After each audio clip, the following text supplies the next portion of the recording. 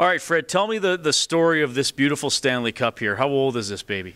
Well, this cup was built in 1990, right before they started the playoffs. Me and a couple buddies, we used to play ball hockey, and after every game we'd go drink copious amounts of beer. And one night he said, well, why don't we build a Stanley Cup? So we said, okay, let's do it. So after the next game, we came back to his place. This right here is a wine container, so this is what you make wine in. And these are air filters for cars. And the bowl in this, I'm not sure the story on that because that's 27 years ago, and there's lots of beer that was poured in this cup and lots of whiskey and other things. But it took us a couple of weeks to build, and this was the end result. And what happened in 1990, Ray? Well, you won the Stanley Cup. You got to celebrate the Oilers winning the Stanley Cup. Exactly. Well, the whole city celebrated pretty hard, but it was the first cup without Wayne Gretzky. And I just had an inkling, well, the cup was really beat up after 27 years of sitting, so we refurbished it a couple of weeks ago, and so far so good. Now, what did you have to do for refurbishing?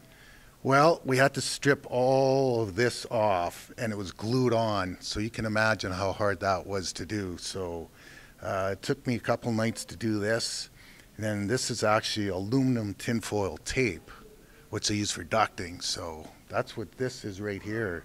And we had to redo this. Now I'm trying to get the bottom done because the bottom of the Stanley Cup has a black covering. And I was going to wear the white gloves today, but I couldn't find white gloves.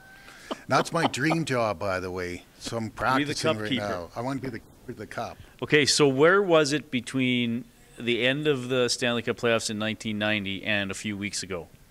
It's been sitting in limbo. So I've had it for the last 27 years, and so it's been in my parents' garage, my garage, mostly in my garage, and then finally I said something has to be done with this cup. Perfect time to do it. So this is actually a tribute to my buddy.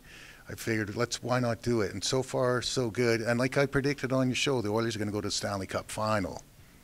I did predict. You did predict that several weeks ago, actually. So how many of you built this? 3 of us. And one of you is unfortunately no longer with us? Unfortunately not, and he was the main driver behind it, Danny Rafferty, who, if he was around today, we would have had a bigger and better cup built, but I think this looks pretty good for a homemade cup. I think it does look pretty good. What's the other gentleman's name? Dale Antoniuk. And did he help you refurbish it, or was that all you? No, that was me, and then actually another guy named Kevin Yellick.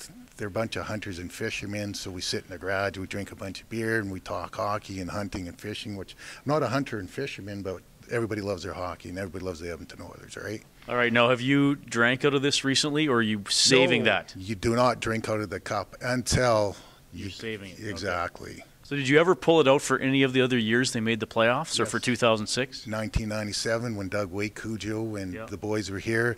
We did drink out of it then, when they beat Dallas in overtime and Marchand scored. I think it was a bottle of Crown Royal that went into here that night. Okay. All right, now when you watch a game, where is it? Well, it's sitting on my balcony downtown so people can enjoy it and have a good look at it. But I have brought it up. I have taken it to Jasper Avenue before Game 1, but as you can see, it gets to be a little bit much to carry around after a while. But people were beeping and honking. One guy was going crazy, wanted me to come across the street. And I guess the boys were all in some bar on Jasper Avenue the night before. So this guy brought this in, and everybody was quite impressed with it. Now, do you have the rule you don't lift it over your head until they actually win? No, that rule, no. No.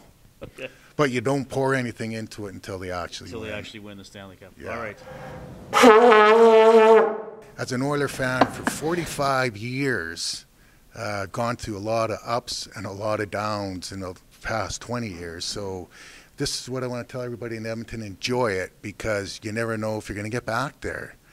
I think we will, because we've got the best hockey player in the world, and we got a great GM, great coach, but you can't take that chance. So celebrate, but don't be crazy about it.